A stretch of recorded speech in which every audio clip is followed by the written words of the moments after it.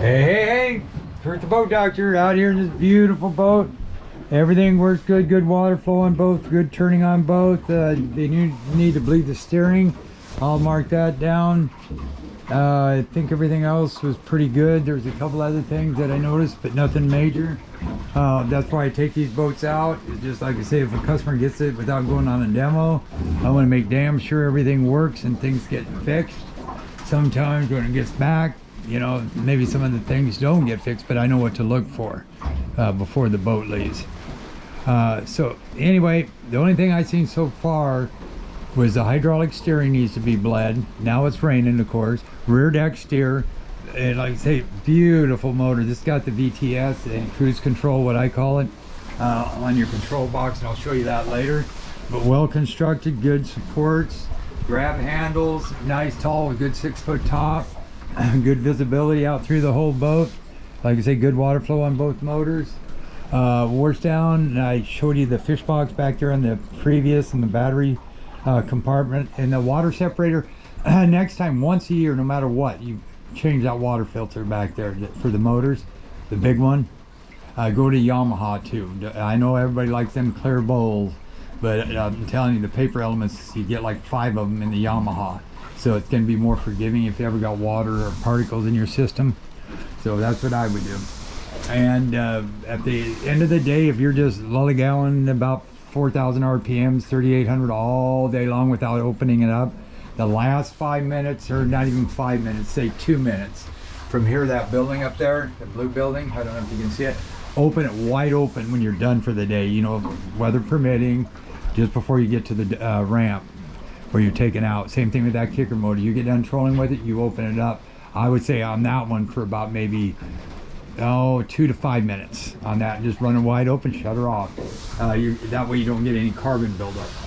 Okay, so then I got my batteries. I'm gonna sit back here and put them batteries back in a little compartment. I gotta charge them up tonight. Okay, fuel tank. Back there's that little door, remember? That's where your shut-off valves are for your wash down and for your fish box to close it. Okay, so now what we're gonna do, I'll see where I'm drifting at. Boom, boom. Okay, so let's, you wanna start with the main. Let's just turn that key on. Just boom, and of course if it doesn't start, that means this is in gear. And be careful with these DECs, they're very touchy. You got a 300 sitting back there, so you got a lot of power. It gets up in boogies. I'm gonna go ahead and turn the power on right here. And you got to have this switch on as well. This one over here is the bilge, wiper, nav lights. I'll turn them on because we need them now. Kind of dark out. Turn on the lights. Boom. They also come on back there. See? Wipers right here. This auxiliary, I don't know. Dome lights work. That's powering up, and while that's doing that, I'll show you this. I'll hit agree. By the time this gets all up. Now, when I turn this thing on, I'm all over the map. But notice how your sonars aren't working right there? No radar? Okay, so just touch a sonar. This is one of them, just touch it. And then if you want to make it enlarged, you can just hit that button. Then what you go, it says transmission disabled, right? So then you go to options, and then you go to, right here, sonar setup. Oh, transmit, right there. Now I turned it on. So then you go back again. See how it's powering them all up? Now see, I want radar, right? I know I have radar overlay on this one. So you just tap that, hit this button right there, that turns that on. And then see how my guy's right there? I want to get rid of that guy. Just hit this button there and it puts you right back where the vessel is. So these, and if I want that big screen, I just hit that, just makes it big. And then you know how sometimes stop panning puts you back, and then sometimes you sit there and you say, huh, now I want to get a menu or something. Now I just got out of my combo page, just hit back and takes you right back. So if you want to hit this, now I want to enlarge it, just hit that. Now I got my sonar. Oh shoot, I want to go back to my combo. Just hit the back button.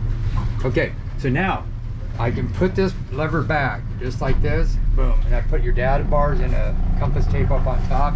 Now that's reverse in clunk. I mean, it's direct. So when you're coming in, I'd hold my hand like this.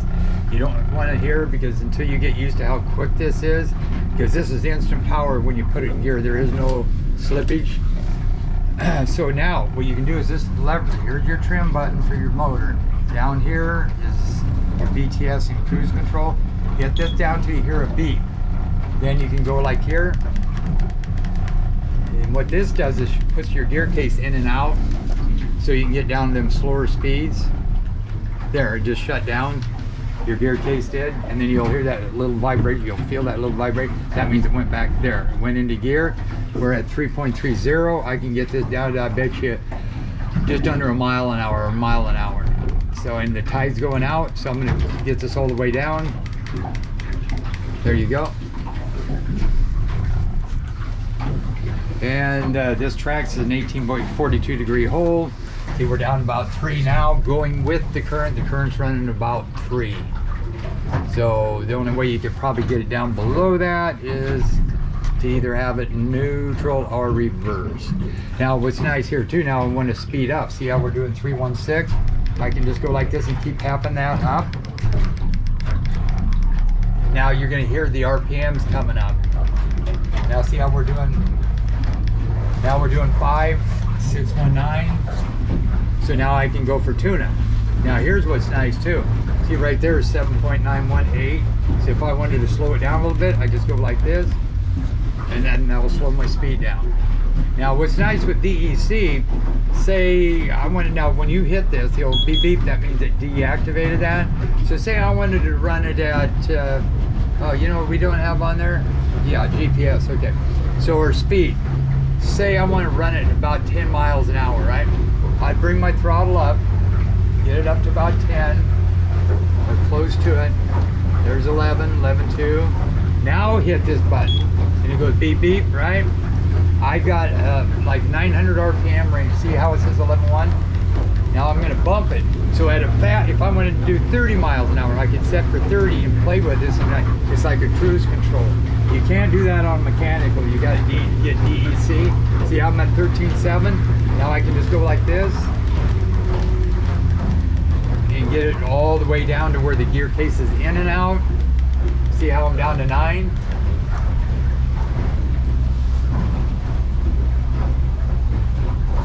See, so it gives me that 9 low line, 9 or back to where I was, and then 900 up is what it does. And then as soon as you hit this, it goes beep beep and it gets out of gear. So now what we're gonna do is hit this, make sure it's trimmed down. We're gonna go back into this, we'll go to vessels, Okay, there we go. So we're gonna see how much time I got on here. I got enough. Okay, turn on the wiper, right there. Now, I got everything bolted down. Oh, my compass. Got coffee. Better get that baby here so I don't throw everything everywhere. Now you ready? Straighten her up. So the steering, I need lead.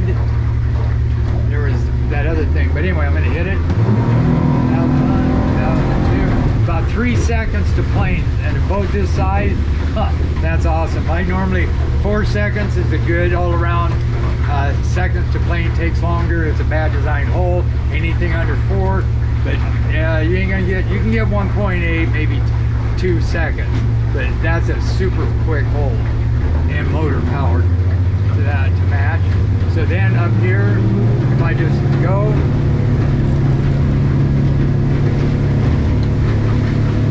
Now, trim tabs, just go ahead and hit this. And then trim your motor up. There you go. I wait for the RPMs to come up, then I normally do the trim tabs. Now right there is a good, so 37 miles an hour. That's a good cruising speed all around. Now one for fuel, you're going to dip it down to there. About 33 miles an hour would give you, 32, 33 would give you the best fuel. So then you bring it down here, and then just, okay, then slowly bring it back. Don't ever go from forward. If you do go like this here, go very slow until you feel that click. Just don't jam it, but what's going to happen, you're going to hit it into reverse and it's going to bang hard. Okay, so that's reverse right there, is fine. neutral.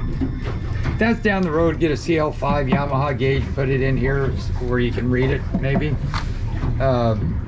You know, you can even mount it. You have a little box maybe where you can slip it in. That's kind of nice because I like to keep this for my GPS radar, and this has got dual range, everything. I set all that stuff up, go up under combos. So right here you got dual range radar. So now I can go like a mile out here, I can go a quarter mile here onto this. Then I also went to like nav charts. I got a fishing chart, and then I got a regular radar overlay on top of the GPS. Then you go over here, and then you got this one. That gives you all your like your radar overlay, fishing charts, and regular charts. Then it gives you your speed, your water temp, and depth, latitude, longitude, and all that good stuff, and speed over ground. So that's like a good cruising one. You can keep an eye if there's any fish when you're running. And again, if you want it bigger, you just tap it. Boom. Okay. Nothing else. There's over there, or there's something over there. See that there? So then you just tap this here, stop panning. You know, bring it right back to where you're at. This will pick up birds like you wouldn't believe too. And you got all your rough settings here for your gains and your rain as far as the surface noise, and your target trails you can hit. If you're going in a straight line, that I use that. Okay, so then go back, and then say I want to go into here, like say go to radar, and go to, whoop, I don't want that one. Go back, radar dual range. So this one here, what I got, 3/4 of a mile, half mile, and the bird just flew by. See the blue one? There he goes, right there. Yeah. So that's spot on. There's a bird behind me, right here, and that's